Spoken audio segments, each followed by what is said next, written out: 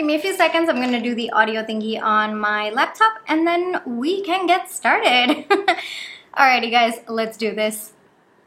What's up everyone? Welcome back to my YouTube channel / my podcast. I am the Marketing Nomad and my name is Prithvi Madhukar. I am the author of 0 to 4 Figures and Self-Loved. I'm also a digital entrepreneur and a business owner. Few of the roles that I do take on, I'm a YouTuber, podcaster, Etsy shop owner, Skillshare teacher, and a marketing strategy consultant as well. All of the links are in the description box below if you'd like to check it out. Welcome to episode 194 of the Ask TMN series, where we're going to be getting into 5 tips that I have for you to write product descriptions that sell. Now, if you're new here and you're wondering, well, what's this Ask TMN thing that you just spoke about? So Ask TMN is a series that I created where I answer some of the most commonly asked questions that solopreneurs may have about marketing, business, as well as mindset. Now, if those topics interest you, definitely do hit that subscribe button, hit that notification bell, because that tells you every single time I do upload a podio. Alrighty guys, without further ado, let's get into the 5 tips that I have for you to write product descriptions that sell. So especially when it comes to writing product descriptions, yeah, there's a lot of intentional effort that goes into it, especially if you want product descriptions to capture the attention of your audience and you want to nurture them, you want to make sure that they're at least moving a step closer towards buying your products or your services. All right, so let's get into the first tip that I have for you, and that is to write your benefits. Now, naturally, when it comes to writing product descriptions, you are going to be writing the features of the product that you are selling. But one step further, just taking it one step further, is to write the benefits of that product. And the reason are plenty for this, and I'll give you like maybe 1 or 2 because can't spend the entire podio talking about that, okay? But the first and foremost reason is, one, your audience, when they're looking at the features, they may not understand how it can actually be beneficial to them, how it's going to make a difference to their lives, how it's going to add value to their lives. And the second is, they might actually not have enough time when they're reading the features that you're putting out to actually process and say, all right, this is the feature and this is going to be the benefit of that particular feature. And so because of many other reasons as well, adding benefits to your product descriptions along with the features, or for example, writing the feature, writing the benefit, and how it's going to add value to their life is a great way to write your product description, and it's going to give you a little bit more content to put in your product description as well. All right, so we are going to take an example, all right? So for example, you are selling a pen, all right? And maybe the feature is XYZ technology that is used in the pen. Maybe the outer covering of the pen, you use really high quality plastic. All right, so those would be the features. You're just describing the product. Now, the benefits of that would be maybe the XYZ technology of the ink allows for smoother flow, allows people to write faster for examinations, So you're kind of listing out the feature, you're listing out the benefit, and you're also going to be listing out how it's going to transform their life or how it's going to make a difference to their life as well. And maybe the high quality plastic allows for better grip, so on and so forth. And so when it comes to writing product descriptions, it's good that you're writing the features, but also add in the benefits, just so that you are easing that step for your customers. They don't have to do it themselves, and sometimes they might not be able to think about all the benefits that your product offers, and so it just helps to give them that additional information. All right, so that is number 1 for you. Number 2 is using storytelling when you are writing your product descriptions, and this actually kind of stems down to your childhood. When was the time that you had your most attention? When you were listening to stories, right? You were completely wrapped up in it. You absolutely were so absorbed in, listening to the stories or reading through the stories, and just basically you found yourself in those stories and you learned lessons through those stories. You gained information through those stories. So apply that same concept here as well. So I've got about 5 different ways that you can use storytelling, just because it is a lot more memorable for your audience, and you want to be memorable. You want to stay in their thought process, in their minds as well. All right, so the first one is to share customer stories. So maybe you have been given testimonials, or you can actually go interview your customers as well. Interview what was the purchasing process like, or the pre-purchase process where they were deciding between options, and then why they chose your product, and what happened after they bought their product, what was their experience like using your product, how did it make a difference, so on and so forth. So getting customer stories is one way that you can use storytelling. Number two is to imagine, or help your customer imagine, or potential customer, I guess I would say, to imagine what it would be like to go through the entire purchase process and to even use the product. So you would be basically weaving a story of an imaginary customer purchasing your product, using your product, and what is the transformation, what is the value. So that's one more way that you can use storytelling. And then number three, okay, I kind of messed up with my numbering over here, but number three is you can also write about how is it going to make them feel, like before and after. How do they feel before purchasing your product? What are the emotions that they're going through? Maybe frustration, maybe lack of safety, lack of ease, so on and so forth. So what is their condition before using your product, and what is going to be their condition after using your product? That's another way that you can use storytelling as well. And then the fourth way is what transformation can they expect at the end of the day? And that itself could be a product description as well.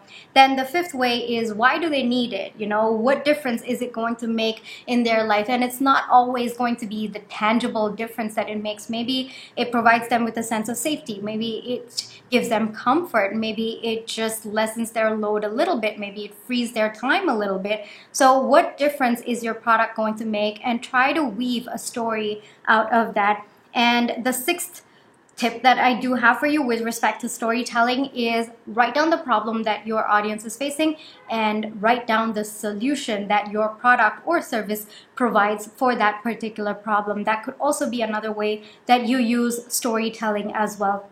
Now, one thing that I do want to say when it comes to storytelling is it's very, very important to understand your customer or your target audience at this point. It is super, super important, because you can't weave stories that align with them if you don't really understand what they're looking for or what resonates with them. So take some time to understand what exactly is the pain point of your audience, what is the problem that they're facing at this moment in time, what are they feeling before they get your product, what are they feeling after. You might want to interview customers who've already bought your products, just so that you can get more of those words, you can get more of the content for your product description. You know, even use words from their reviews as well. That could be helpful as well, their testimonials and their reviews. And then understanding what is the solution that your product actually provides, what is the value, what is the transformation that it gives, how does it make a difference to their lives. It's important to take time and understand this when it comes to storytelling. But storytelling is a really, really powerful way, and I highly recommend that for your product descriptions as well, especially the ones that you are putting on social media, just because of the lack of attention span, just in general. It includes me as well.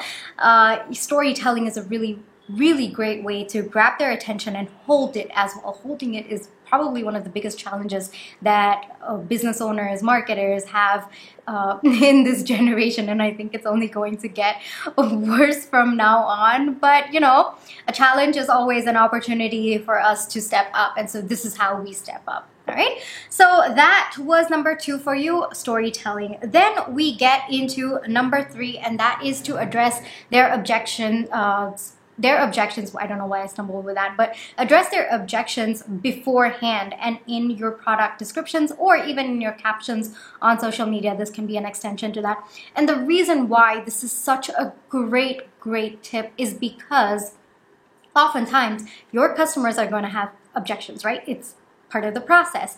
And so when you address their objections beforehand, you're actually letting them know that, hey, I understand you. I know what your pain points are. I know how you're thinking.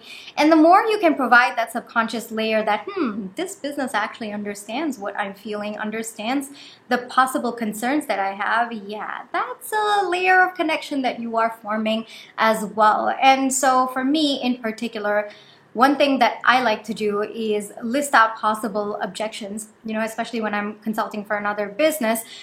Think about their target audience. What possible concerns could they have? Is it about the price? Is it maybe some feature about the product and how it's going to help them? Or they're worried about the customer service after purchasing the product. So, there's so many different concerns and objections that they may have. And so addressing those in your product descriptions can be helpful as well. And as an extension of that, I would also say maybe some minor FAQs as well could be helpful, just so that you're actually eliminating the first barrier for them to reach out or get closer to buying your product. They may have more objections, yes, but you're eliminating at least the first stage of it. So that they are very, very interested if they're reaching out to you with more questions. That's also one more way to understand which stage your target audience is at as well, like the different segments.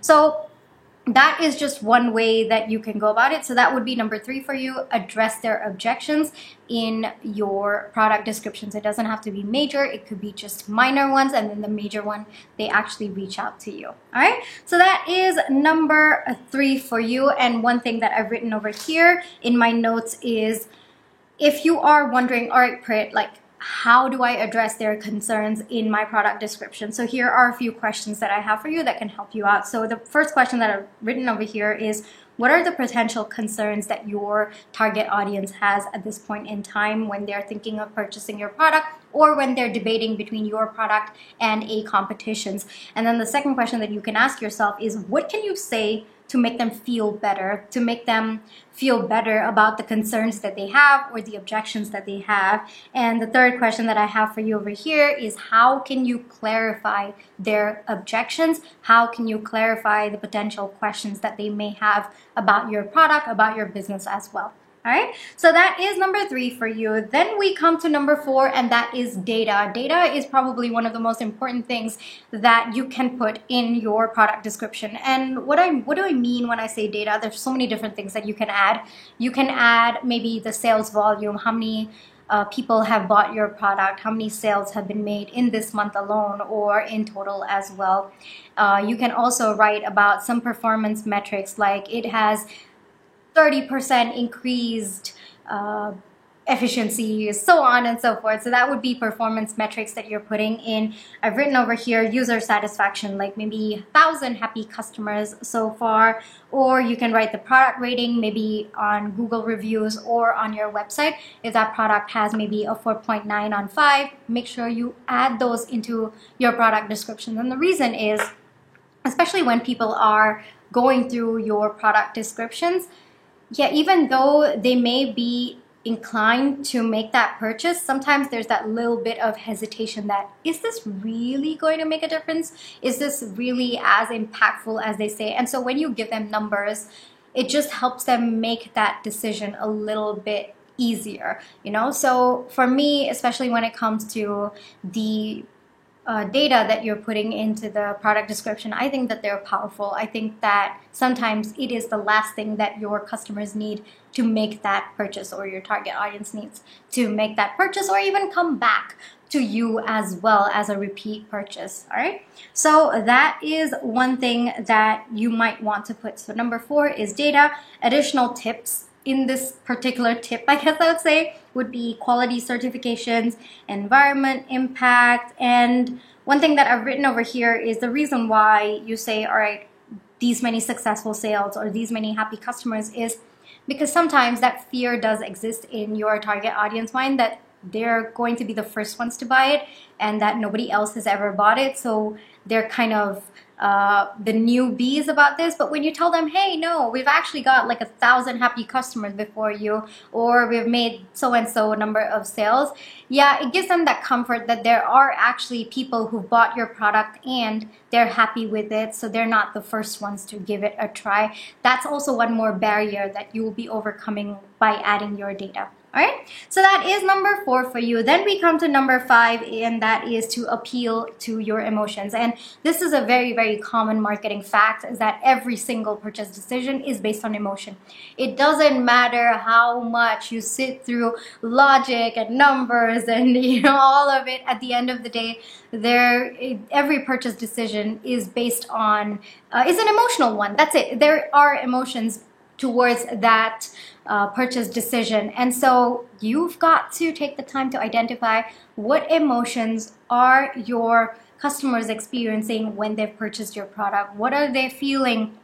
What are they going through when they've purchased your product and that they've started using it? And I guess one thing that I would say over here, and that I've written in my notes as well, is emotional language. Try to paint a picture of how it's going to be after, or paint a picture of the emotions that they're going to feel after. And one thing that I've written over here is, at this point, it's important for you to understand what are the potential pain points that your customers have. Doesn't have to be tangible, can be intangible aspects as well. So what are the pain points, and how do they feel about those pain points before buying your products, and how do they feel about those pain points after they've purchased your products? And so adding those keywords in, like comfort, ease, what else? Flexibility, sense of control. Those are emotional language that you are putting in, and it also offers a little bit of imagery as well when it comes to your product description, which is always a good thing. Like, I guess it ties a little bit to storytelling, but this is more about focusing on how they are going to feel after they've made your purchase. And so you're tapping into the emotions at this point. So safety, comfort, ease, so on and so forth. Those are really great emotional languages. So figure out what exactly does your customer feel when they're using your product, when they are coming back for a repeat purchase, and try to add those into your product description so that you can let your potential customers know that, hey, this is how you're going to be feeling after you've made that purchase. All right, so that's again another powerful tip that I do have for you, and that actually wraps up this entire episode. Now, if this episode helped you in some way, please don't forget to give me a thumbs up, hit that subscribe button, hit that notification bell, because that tells you every single time I do upload a Podio. And other than that, if you want to catch my 2 books, my first one is 0 to 4 Figures, Lessons Learned by a Broke CEO. It is available on Amazon. It has 61 stories and lessons about digital entrepreneurship, and it covers topics like self-love, relationships, positive mindset, growth mindset, business strategy, marketing strategy, so on and so forth. My second book is Self-Loved. It is a compilation of 1,000 journal prompts aimed towards healing, growth, self-discovery, and again, that is available on Amazon. Covers topics like trauma healing, inner child healing, shadow work, gratitude, reflection, so on and so forth. Other than that, I also have a series of productivity planners, journals, and trackers. At the moment of publishing this Podio, there are 18 of them available on Amazon. Now, the simplest way to find all of my stuff on Amazon, whether it's my books, my planners, my journals, my trackers, is to search my full name on Amazon. It is Prithvi Madhukar, Prithvi, space Madhukar. And the minute you do that, you're going to get an author page for me, and then all of the stuff is just going to show up. That's the simplest way. Alrighty guys, if you have any thoughts about this Podio, if you have any questions that you'd like me to answer in another Podio, definitely do leave your thoughts and your questions in the comment section below, and I'll do my best to get to them. Alrighty guys, thank you so much for listening, watching all the way up until here. I'll catch you in my next one. Bye-bye.